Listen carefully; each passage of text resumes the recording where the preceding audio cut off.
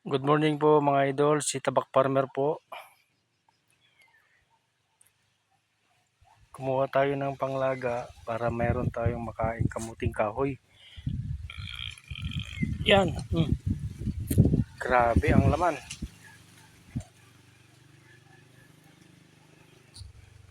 Sumakit po yung aking opera sa pagbunot.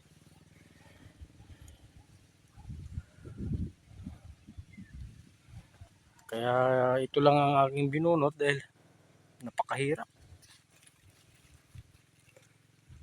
Talagang napakatigas ng lupa. Mga idol.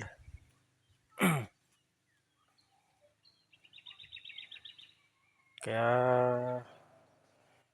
kumuha lang tayo ng ating pangkain-kain.